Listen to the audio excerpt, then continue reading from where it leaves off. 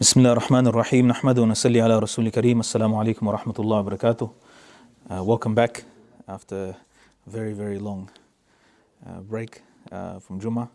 Nearly 8 months, I think, something like that. So I'm a bit rusty as well. I think all the khatibs, we haven't been getting practice. But InshaAllah, Alhamdulillah, we praise Allah subhanahu wa ta'ala. And we say Alhamdulillah, we thank Allah subhanahu wa ta'ala for His bounties and His bounty of coming into the Masjid. Only a small group. It's the initial first Juma we've had after a long time. At the moment, we only allowed 20 inside and 50 outside, and we have to have a certain amount of break in between, as you know. So it's challenging. Many brothers upset they can't get in. There's brothers doing in houses and parks and so forth. Juma, Allah accept. InshaAllah, very soon, within a week, that'll be changed again. So we'll be able to get more people inside and maybe outside. Some arrangement. We're thinking of doing Juma outside when the sun was shining for 3 days. And then we thought, now it's summer, and then Melbourne weather, So we are now back to being stuck inside again. So, but inshallah, very soon. Just mentioning this to you, that today's khutbah is actually about sabr, being patient. But it's also about tawasul bi sabr, enjoining patience. How do we encourage and tell patience, enjoin patience on others, which is a very extremely important part of our existence as Muslims. And there's a way to tell people how to make sabr, right? One is just to say, make sabr, right? Make sabr, and that's it. We walk off. That's the same as what the non-Muslims say, be patient, and just cope and tolerate. And that's not what the Islamic definition of sabr is, not that. And the Islamic definition of enjoining patience on others is not limited to that. Because sabr is an act of ibadah. It's an act of worship. You're rewarded for it by Allah. So if you see in the Quran, Allah subhanahu wa ta'ala, when He tells us to make sabr, then He always reciprocates and tells of His promises, that you'll be successful, that you get khair, you get goodness, you get success, reward in the akhirah. In the hadith as well, you get Jannah. So it's to do, sabr goes to our iman. It's not just cope, just put up with it. Like you see in hospital, I was watching one person. So I was in hospital visiting somebody. There's a non-Muslim next door, and next to the person, and they were in pain. So I got stuck what to say. Because for the Muslim, you can say, have sabr, be patient, Allah will reward you. They'll probably get offended if I say that to them. But it's sort of a strange place to be, because it's sabr is not just sabr, like just cope with it, just put up with it. And sometimes we think it's like that, like people having difficult time or problems and so forth. Just be patient, and and that's it. No, you're rewarded by Allah subhanahu wa ta'ala in akhirah. Great rewards, thawab is there in the akhirah for being patient. So one is that Allah subhanahu wa ta'ala gives a person success, as mentioned in the Quran. Allah gives khair, goodness in this world, and also Allah rewards, great rewards of patience. You get the qurb of Allah in this world, you get success, the help of Allah, the nasr of Allah, the assistance and the aid of Allah. You get support of Allah subhanahu wa ta'ala, and you get in the akhirah rewarded by Allah subhanahu wa ta'ala. So sabr is much bigger than just telling the person to go. One brother, he studied Medina University, so he wanted to get married. So he went to the sheikh in the Medina University. He said to his teacher, he said, "Sheikh, I want to get married." He said, "Isbir ya bunayya, O son, make sabr." And he said, the guy's got 4 wives and he's telling me to make sabr. So it's sabr, like, sabr. Sometimes sabr, there's sabr, but you got to help out the person as well and support and comfort them and give targheeb to them. Because our sabr is not just, when you're telling them to make sabr, it actually goes to the heart of our deen, goes to iman. Understand, when you're telling someone to make sabr, you're telling them that your ahwal, your conditions, your issues are coming from Allah subhanahu wa ta'ala as a test for you. Bear them cheerfully, and Allah subhanahu wa ta'ala, He will reward you, and you attain His ma'iyyat. Inna Allah ma'as sabirin. Indeed, Allah is with ma'iyyat, is witness of Allah subhanahu wa ta'ala, to be close to Allah. Have sabr. That's the type of targheeb the Quran gives, the hadith give, when it comes to sabr. I was reading one book, the series that I'm doing on the understanding the meanings of the Quran. Mawlana Ubaidullah Sindi rahmatullah alayhi, he takes 2-3 words of the Quran, how we misunderstood it.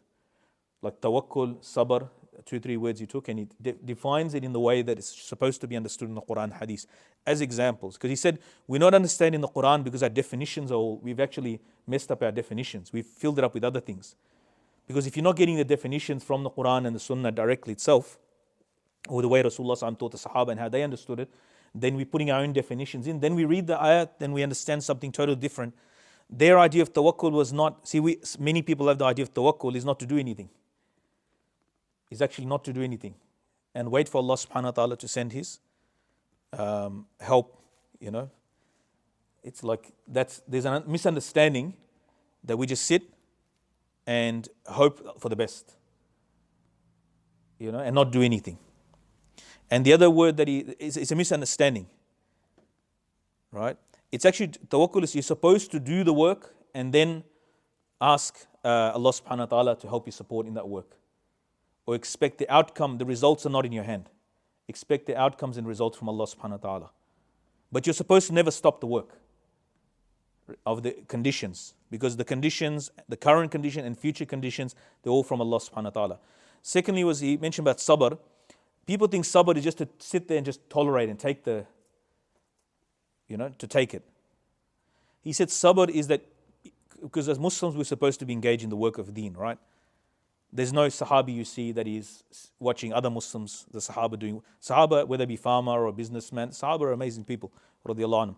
But whether it be a farmer, business, whatever his profession was, whatever his life was, but every one of them is engaged in the work of deen, in the work of uplifting of the deen.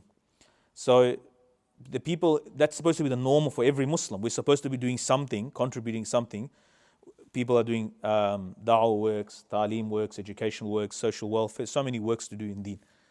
That, to help, to uplift the deen, and to, some people engage non-Muslims, in da'wah, some people engage Muslims, some people do engage tarbiyah works. So whatever the work that you're doing, if difficulties come, because of the difficulties you don't abandon the work, that's sabr. You're supposed to keep going. Like the Anbiya alayhi salam, their sabr is not, the wife doesn't listen to them. The example of Nuh alayhi salam and Lut alayhi salam, the son rebels against the father, Sayyidina Nuh alayhi salam. They continue, they don't stop. Layla wa nahara, day and night. Da'ud qawmi layla wa nahara, I invited my people day and night, every day, every night, 950 years, non-stop. Sabr, that's the ulul azam, Rasulullah sallallahu alaihi wasallam from the ulul azam, from the great prophets, the people with high, great aspirations. Their sabr, generally says 5. Our Prophet said, Rasulullah sallallahu alaihi wasallam, Ibrahim alayhi salam, Nuh alayhi salam, Musa alayhi salam, Isa alayhi salam. These are considered that their trials were so big, but their sabr was so much in response to that. And it was hard, and it's hard, but they look at the rewards of Allah subhanahu wa ta'ala, the order of Allah subhanahu wa ta'ala, before they look at their own comforts. 950 years, someone like Nuh alayhi salam, Prophet of Allah, every day to listen to taunts. They said, in the Quran's mentioned, he just wants position. That's why he's giving his da'wah. He wants, he's got some, he's gone mad. 950 years, a Nabi, not a Sharif person of this time, a noble person of this time. A person generally, he's good-mannered and cultured and educated and so forth. They don't like to listen to abuse and to be especially the target of abuse. 950 years giving da'wah day and night, privately. It's mentioned Surah Nuh. If you read it, his whole da'wah is mentioned. And non-stop, they abused him. It doesn't stop. Sabr. Right? Or Musa alayhi salam with Bani Israel and Fir'aun, but with Bani Israel, his own nation, what they did. Rasulullah praised this sabr. So sabr is in the work of deen, especially, that a person doesn't stop the work because of the difficulties of the path of doing the work. Keeps on going, despite it being hard, despite not doing. And when you do it, when you don't want to do it, then you get rewarded more. Mufti Taqi Usmani said, if you do something that you don't want to do, but you do it for the sake of Allah, you're rewarded more. Because you're not doing it for yourself. You're doing it for the rida of Allah subhanahu wa ta'ala. So sabr is required. The sabr is of 3. Sabr in leaving disobedience, leaving haram. Sabr in doing good, because you don't want to do it, but you do it for the pleasure of Allah subhanahu wa ta'ala. And sabr in when Allah sends something, it's not a good to do, it's not a bad to avoid, but it's some condition Allah sends that is out of your control. And to accept it cheerfully and not to complain. And in this time is the era, now I'm complaining about complaining. So everyone's got voice there. They put their, we put our laundry out and we complain, and our grievances out to the public. But sabr is that you're actually not supposed to complain, right? You're supposed to. It doesn't mean you don't speak in the face of a zalim. You don't. It doesn't mean that you speak not, establish adl, establish justice. It doesn't mean that if there's a problem, you don't try to fix it. But just complaining doesn't really do anything. Especially if it's our personal problems, then we just become tamasha, like a tamasha for people, a spectacle for people to watch. Not really, the problem's not solved. It just becomes a show for other. Our problems actually doesn't get solved. It just becomes a show. People just watch. And especially in Australia, the only people that really care about is your parents. Other than that, you're just a tamasha for other people. So therefore, like sabr is something that we're supposed to inculcate in ourselves, and it comes from taking something bitter and not showing any expression of that. So sabr is a type. I think it's bitter gourd, if I'm correct, and it's very bitter. So when you eat it, like it's very bitter, but the person takes it like medicine. So it's mentioned by Shah Abdul Aziz Muhaddis Dehli rahmatullah. He's probably in the middle of the 19th century, the greatest alim muhaddis in the world, from India, from Delhi, Shah Waliullah rahmatullah's son. So he rahmatullah, they said that he was diagnosed with 16 different sicknesses, and because nobody knew whether he was sick. Like he didn't express. He used to smile, always be cheerful, and I get one like divorce problem come, and I'm sitting here with my head down, and one of the brother came and goes, "I'll be all right, brother." The imam's like worried about other people's problems. Inshallah, 1 or 2 more minutes, inshallah. And so Allah subhanahu wa ta'ala, He has promised on sabr success, goodness, and great rewards. And what in the surah Wal Asr, the famous surah that we all know, utawasaw bil haqq. See, 4 things are required for us to be safe from failure: enjoying that which is good, enjoying the truth, and enjoying patience. Because in the work of truth, in iman and a'mal, and telling others to do good, difficulties will come. So it's mutually each other. We have to enjoy patience. But the way we do it, we just say have sabr, but without telling anything. No, we have sabr. Allah subhanahu wa ta'ala is watching your situation. It connects back to our iman. Allah subhanahu wa ta'ala is watching your ahwal, your situation, your difficulties. He knows that He sent this test to you. You will overcome this. And, complaining, just make dua, ask Allah for ease. We'll make dua for each other. Like that, turn the person, sabr, enjoining of sabr is to make the person I have to tell the Muslim. Before, he should have heard this before he went outside and tell the brothers. So you enjoin, have sabr, and Allah subhanahu wa ta'ala will reward you. It's not just just sabr for sabr's sake. Sabr is something that will be rewarded by Allah subhanahu wa ta'ala. It will be recompensed by Allah subhanahu wa ta'ala. So it goes to our iman, goes to the heart of our deen, our relationship with Allah subhanahu wa ta'ala. So tests are there. So the hardest, I'll finish off with this, the hardest tests are for the Anbiya alayhim salam. The most difficult tests are for the Anbiya alayhim salam. Then the people that are closest to them. The people that are next to them, the Sahaba radiallahu anhu, in the case of our Prophet sallallahu alaihi wasallam, the disciples of other prophets before, their companions, the people around them. They had the most difficult and most hardest tests.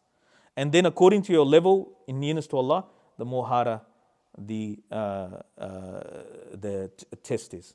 Strange. The people that are more closer to Allah, they get more harder tests, more difficult, more challenges.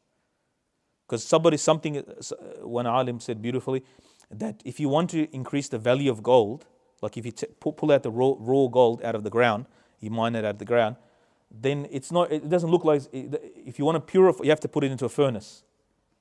So when Allah subhanahu wa ta'ala wants to increase the value of a believer, He puts him into the furnace of mujahidah. In hardships, he has to make sabr and train. His nafs gets suppressed. Rahat, we think it's like Allah's help has come. Comforts have come, rahat has come. Rahat creates ghafla. Because generally people that commit sins, if they're in difficulties, very rarely because they got problems, difficulties. But when they have money to spend, cash to flash, and they've got, dunya and around them and so forth, then they usually fall into rahat, actually makes a person more ghafil. While we don't ask Allah for difficulty, we ask for ease. We ask for afiyah always. Rasulullah sallallahu alaihi wasallam don't ask for difficulties, ask for afiyah, for ease. But the effect of making sabr in a difficult situation, challenging situation, is that it cleans a person. Actually, the tazkiyah purifies the person. And what I was mentioning is the Anbiya have the hardest tests, but their complaints are always against themselves. We have a problem, we start, the worst type of complaint is the complaint against Allah, na'uzubillah. Either directly or indirectly. So what directly, a person say, why did Allah do this to me? Na'uzubillah, this type of statement. Why is Allah bringing this? Sometimes a person might say to himself or herself, sometimes they might say to other people, why is Allah doing this, bringing these problems to me? Second level of complaint, that's the worst type. And the indirect, just complaining to people. Why is this not happening like this? Why is not this like, just complaining all the time. Now, we're not saying that why Allah did this, but just, complaining. The second type of complaint, Ibn Qayyim rahimahullah mentioned this division. He said, is to complain to Allah about people. Ya Allah, he did this to me, you do this to him. This is famous among women that against their kids, they make this is well known. It's an observed fact that doing la'na or thing and complaining to Allah.